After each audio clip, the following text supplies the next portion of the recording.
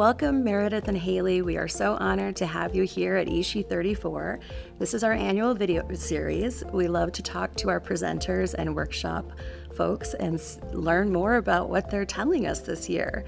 So we're so excited to have you here. Before we get into the details of what you're presenting, I'd love to hear a little bit more about each of your backgrounds. Meredith, maybe you want to start for us. Awesome. Okay. Yeah, no, I'm Dr. Meredith Snow. I received my PhD from the University of California at Davis and moved up to Montana to start working at the University of Montana about a decade ago. So, yeah. What are you, Haley? Yeah, I'm Haley Omeasoo. I'm a second-year doctoral student at the University of Montana. Dr. Snow is actually my advisor. I did my undergrad and master's at the University of Montana as well in forensic anthropology. So now I'm in forensic and molecular anthropology. I come from the Blackfeet Reservation, and I'm also an enrolled member of the Hopi tribe. Thank you so much. Mm-hmm. I heard a little bit about your presentation, and I'll be able to watch it later, but I understand you came to the field of forensics in a slightly different way. I'm not sure if that's correct or not, but maybe you can tell us a little bit about what attracted you to the field. Yeah, so on the reservation, we don't really have a whole lot of resources when it comes to the forensics field. And so just kind of over the years, I've been kind of, assessing and seeing what we need on the reservation more of. And when my relative, Ashley Heavy Runner Loring, went missing in 2017, that was kind of when I, kind of delved more into the forensic anthropology side of things and, wanted to kind of help that way. Absolutely. I'm so sorry to hear about that. Yeah, thank you. It's amazing that you took your career in that direction to help. Why don't we talk a little bit about what you're presenting, and let's just dive right in and have each of you, talk about what you shared today. Yeah. So Go for it. Yeah. Okay. So our presentation at Ishi this year is on, it's called Building Bridges, a Multidisciplinary Approach to Repatriating Unidentified Indigenous Remains. So at the University of Montana, we have a collection of unidentified individuals that could possibly be Native American.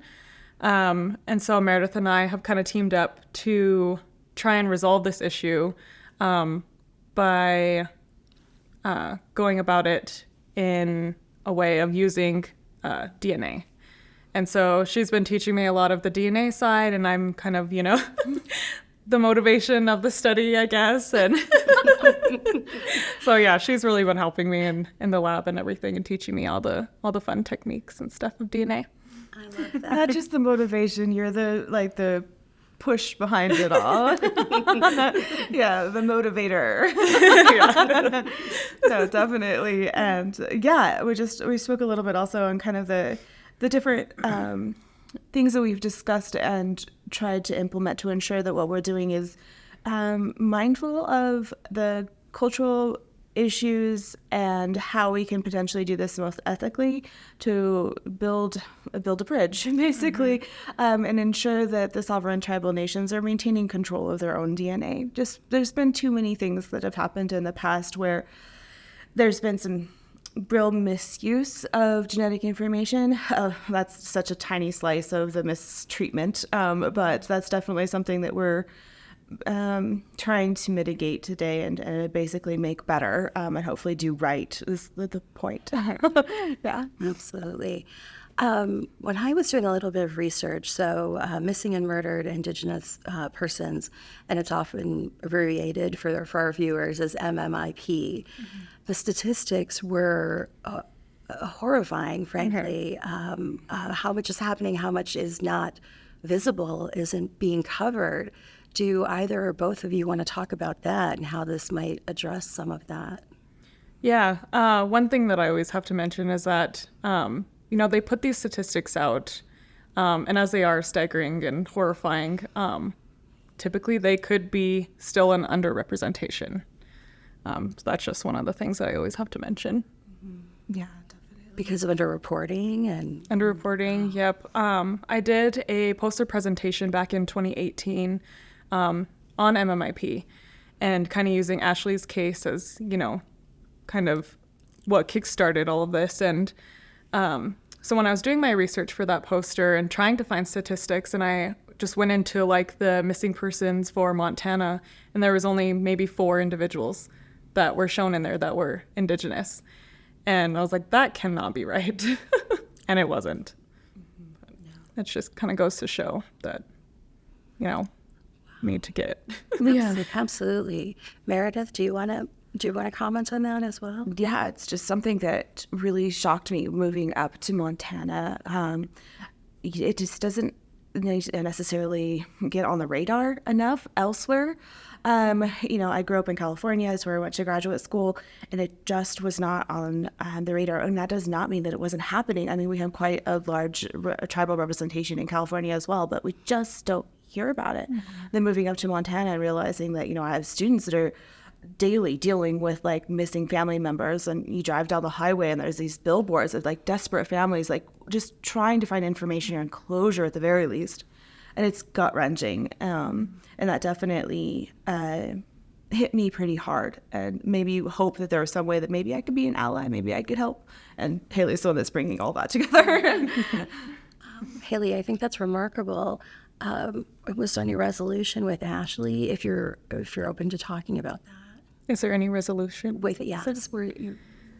No, she's been missing for 6 years now. I'm so sorry. Yeah. And I've just kind of over the years watched her case fall apart, basically. Just the way that the evidence has been handled from what I hear from her family. It's just, it's heartbreaking. It is heartbreaking. Thank you for sharing it. It can't be easy, but what you're doing gives me a lot of hope and I hope we can get this out to a large audience and get more people talking about it so there's more visibility. What are some of the challenges you're facing now as you're working on this project, given, everything that's been working against you for so long? Some of the challenges we face, I guess, is I guess there's a lot of moving parts. With the MMIP thing, we face a lot of like jurisdictional issues. So where we want to help, we want to use Meredith's lab to help do DNA and everything, but there's a lot of other steps that, we need to go through with that. And then with the repatriation side of things, with like possible ancestors, there's those,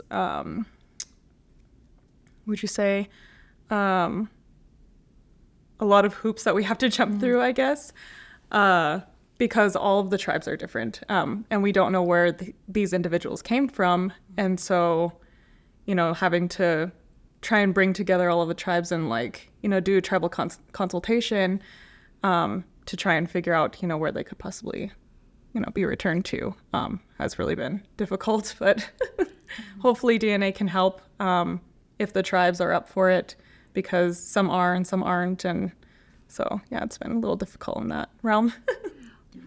Absolutely. That was going to be my next question. And Meredith, I'd like to definitely get back to you too on the same topic, and this relates to that. But Hayes, a much better representation. I'm kind of like, let's listen to her, please.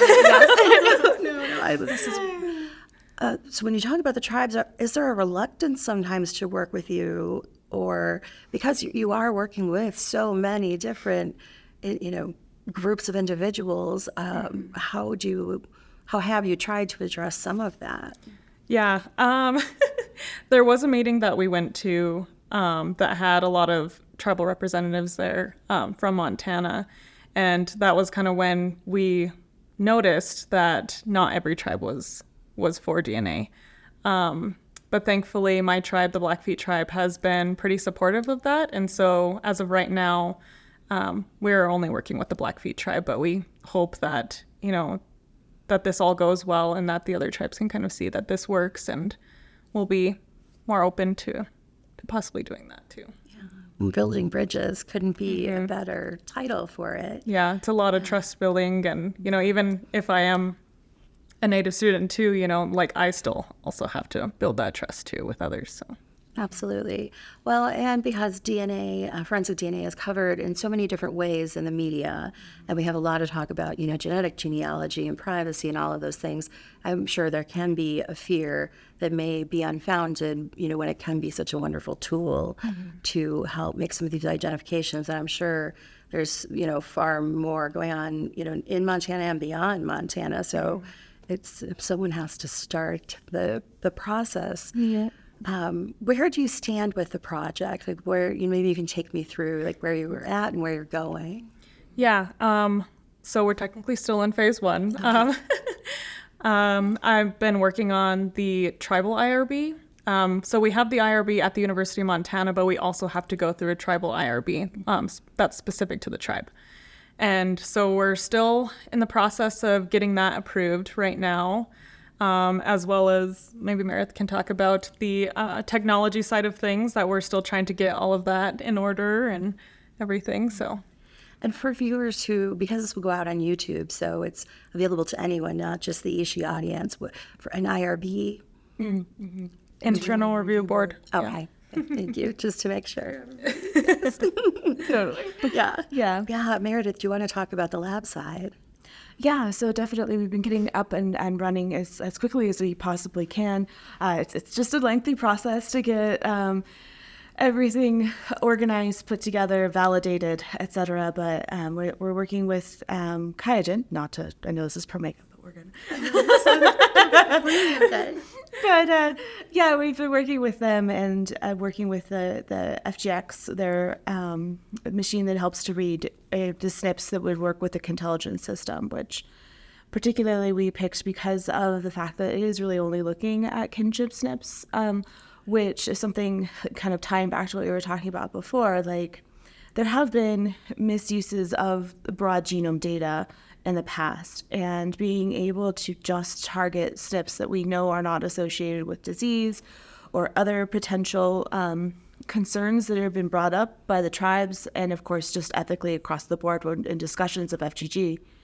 And that has really helped kind of assure and bring a little bit more trust, at least we're hoping, because that's something that we really want to ensure that we're emphasizing. We're only hitting on those parts of the genome that should help make those familial connections, as opposed to, you can learn from a whole genome one, which ethically is a little bit too much for these sorts of scenarios. So yeah. Absolutely. Yeah, we heard a lot about that in the interviews this year about, how much is used and only where it's used, and how to, formulate, whether it be regulation or industry standards, and then accountability to hold everybody to those standards. Mm-hmm. So you bring up an excellent point. And when you're able to meet with the tribes, helping them to understand the different pieces of it, because certainly anyone outside the industry like me, it takes a moment to understand that. Is that helping to overcome some of that hesitation, do you think? Yeah, part of our phase 1 is we want to do community outreach. So before the project is even, before it even gets going, we want to be able to have events where we can teach the community about what we're trying to do, and not just, just getting in our lab coats and like going into the DNA room and, just doing our stuff and no one knows like what we're doing, just so everyone can get a better understanding. And I think that's an excellent approach. Yeah, definitely a lot of community outreach, a lot of, even with not just the community, but like with other tribal boards and things like that. I don't like to think of it as going in and trying to like teach. I think that that's an important thing to kind of remember. And I said this in my talk, but like I take my professor cap off, and try to go in and be listening just as much as I'm talking, to ensure that, I'm not there to just be the like, oh, professor who's going to come in and tell you all the things that are good and right. And no, that's not the role. I feel like, especially I feel like I need to be listening and making sure that I'm taking into account, things that may be understood, but isn't, and answering questions much more than just being the instructor. So. Yeah, having that conversation is so important. So I think, wow, that's incredible that you're really looking at all aspects of this, because it can be very easy to dive into the science without, I think you'll avoid a lot of roadblocks, and I hope you can get some media attention as well to bring light and also educate. I mean, from any avenue that we can help you. Yeah. Appreciate it, definitely. So what comes after phase 1 then? So then phase 2 would be our data collection. So we plan to do the data collection on the reservation in association with Blackfeet Community College because they have a math and science department there. And so we plan to use their facility and get buccal swabs from as many community members as we can, especially those that do have missing family members. And then we'll go into the analysis portion, and hopefully I can start writing this dissertation eventually and work towards graduating. And dissertation, it always sounds like a lot of work when you say it. So when remains are identified, can we talk about that? What happens then, or what's happening now? What would you like to see happen? I'd love to just delve into that a little bit. Yeah, so hopefully we will get some hits. And we are also working in association with the Tribal Historic Preservation Office. So typically they are the ones that get those cases. And we're just kind of, a piece of that puzzle of trying to put together of a person's identity, basically. And so after we do that, then, they can contact the family if there are any hits, and then they can go about the repatriation process. Okay. Yeah, that makes a lot of sense. Yeah, this just occurred to me as we were talking about it, because we talked a lot in other interviews about how some states have regulations, some do not. But now you're also talking about tribal lands and a whole different system of rules and regulations. How do the two interact for you guys in Montana? How do you see that playing out in other states? I mean, that's speculative, but I'd love to hear, what you think now and what you would like to see. Yeah. I think it's important to mention that we are a sovereign nation. So we try to, basically take care of our own. And that's kind of what we're trying to get going to, is that, since I am from the Blackfeet Reservation, I would like to be able to teach other Blackfeet members to do this work so that we can start doing, our own DNA analysis and, doing our own repatriating, I guess, instead of having to outsource to other entities. It would be incredible to see that and other sovereign nations be able to follow that same model. It's quite a remarkable project. Yeah. Meredith, if you have something to add to that? Just taking a step back in terms of looking at the process too, like we tend to see individuals who are recovered come through the state crime lab, and if they are identified or suspected to be Native American, then they go to what's known as our state burial board, who is in charge of basically attempting to repatriate as best as they can, and that's definitely a difficult process. But because of most tribal entities do not want destructive analysis, and for the most part, DNA extraction can be destructive, and in a lot of cases is. So the testing for DNA often isn't even started.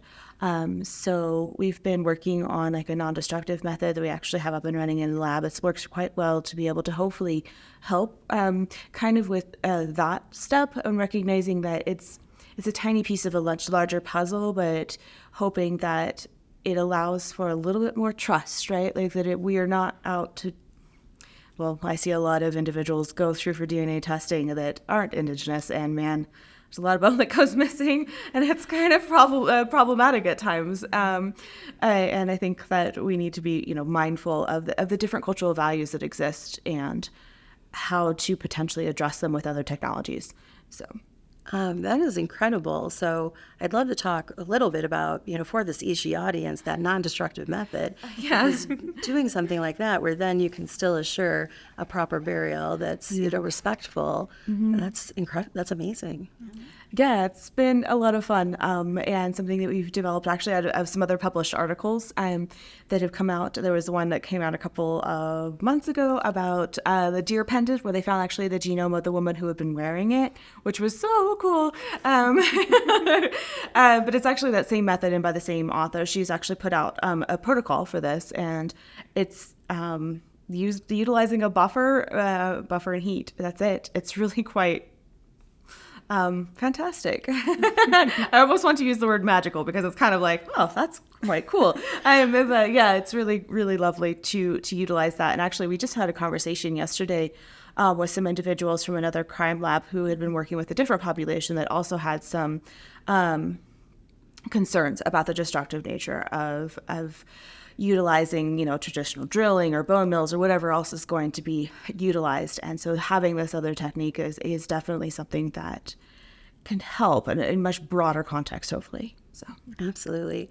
I like the word magical because I think every new technology that I've been working with Promega on this for about 10, 12 years.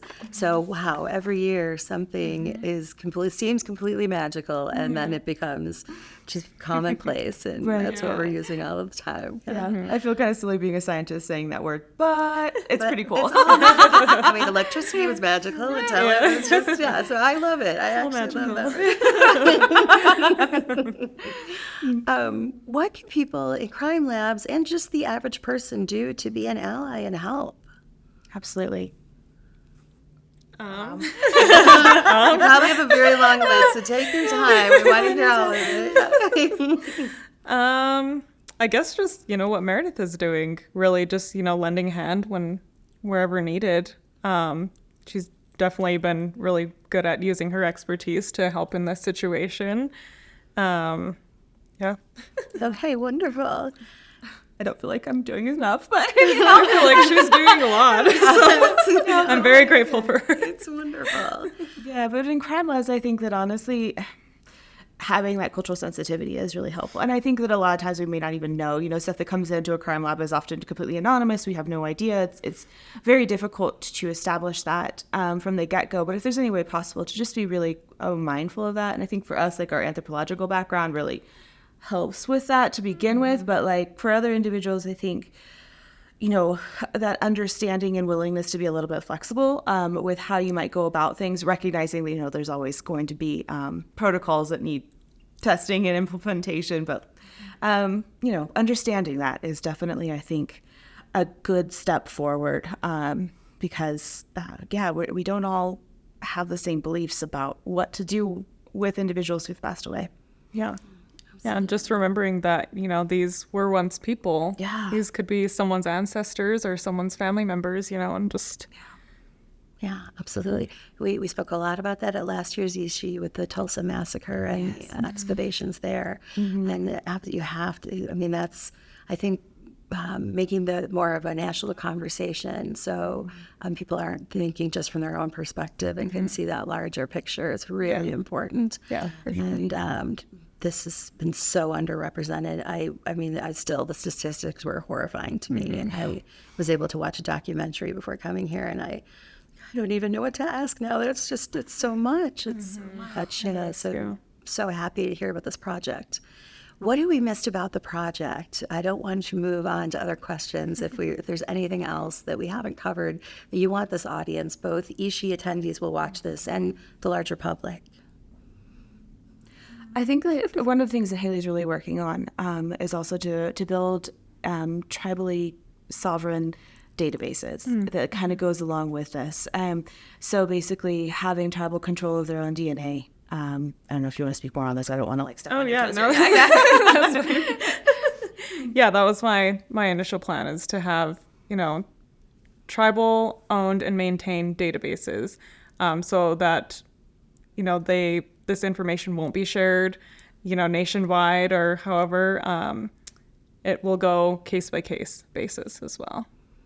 That's lovely because that also then goes back to your point about trust and establishing trust and letting this move forward as quickly as possible to get some resolution. Yeah.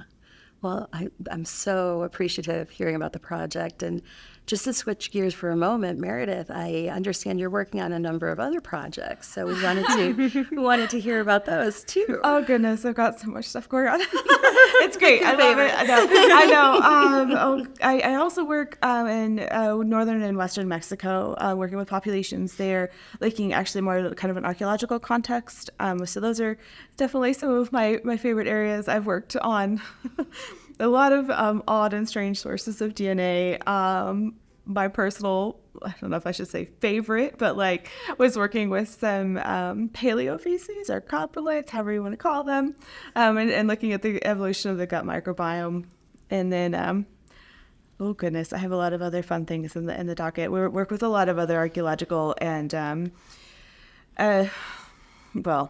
archaeological in the sense that they've been excavated recently, but cemeteries across the country that we've been working to establish identity and that sort of same vein of research, but just with populations like in Texas and things like that. So for the main goal of repatriation or at least family identification. So definitely. Interesting projects. Can you tell me a little bit more about the gut microbiome? Oh, That's yeah. fascinating. Because, that's in the health news, Right, yeah. constantly.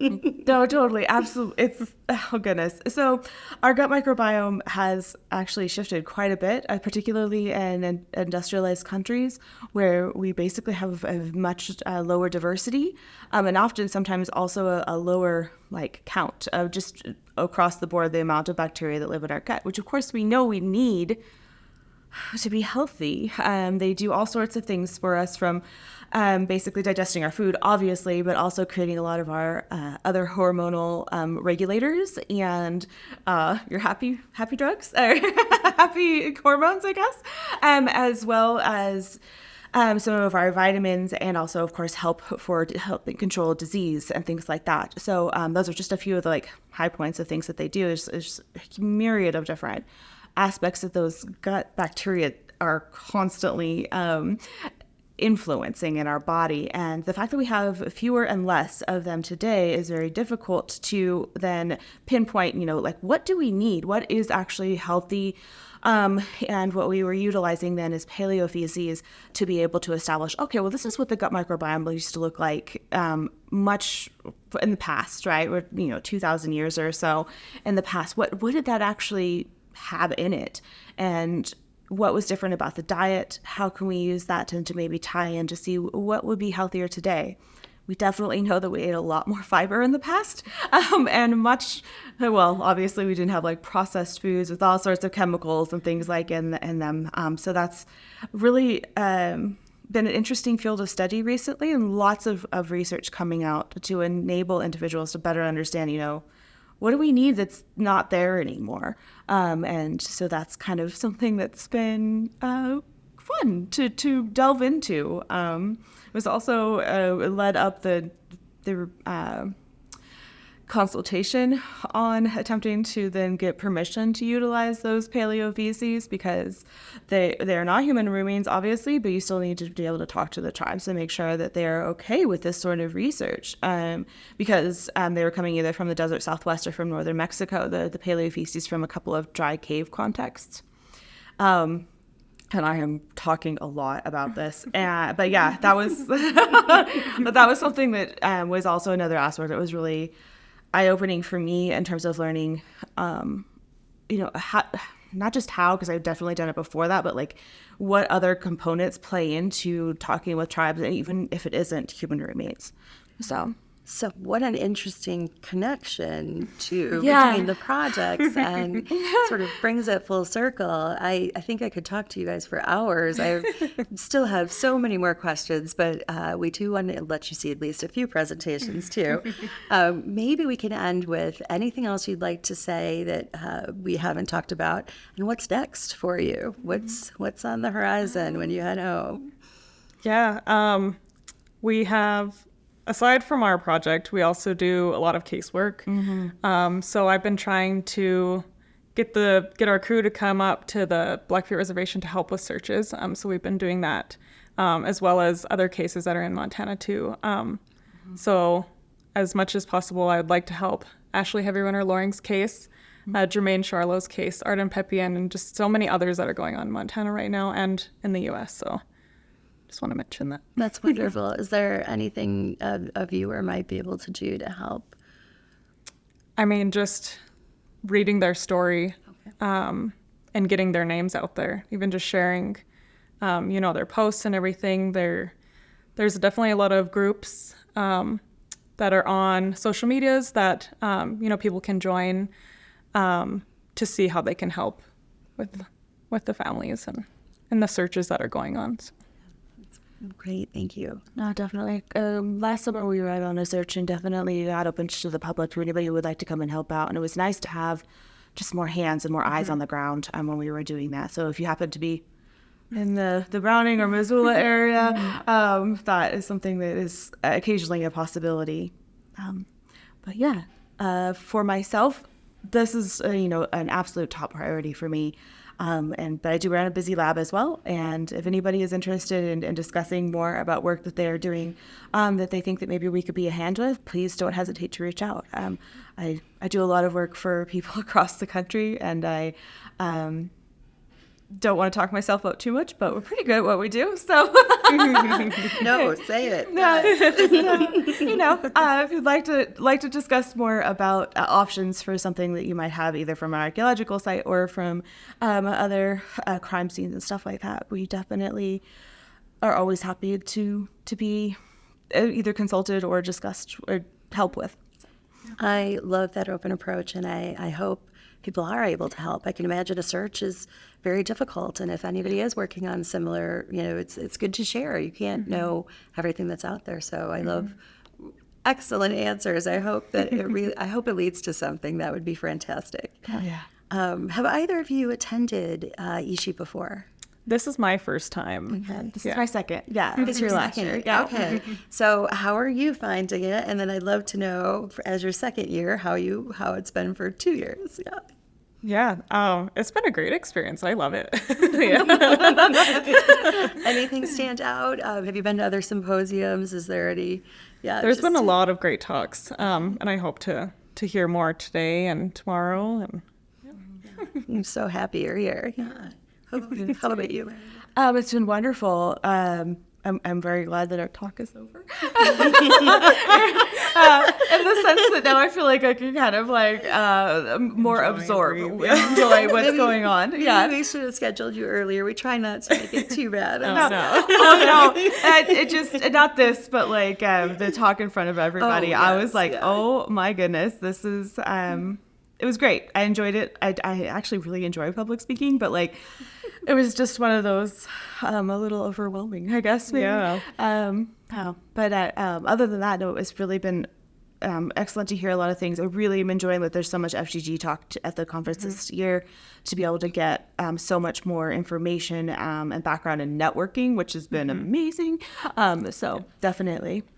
We hear that a lot. It's such a tight community, and because it is forensic DNA only focused, the discussions can go into a lot of depth. And so we have the largest crowd we've ever had. So it's not just pre-COVID days; it went beyond. So it's lovely to see all the old and new faces, and a lot of great people to connect with. And if we can help in any way, let us know. So.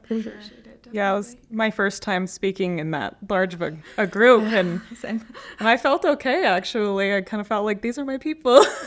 Yes, I hear it a lot. That's the great thing a lot of people came up to us afterwards and, said how much they loved our talk and gave us all their support, and it was really nice. It's wonderful. Well, we are honored that you were willing to come and speak, and thank you so much for telling us about the work that you're doing. It's really important, and we really appreciate it. Yeah, thanks for having us. Yeah, this has been lovely. Thank you.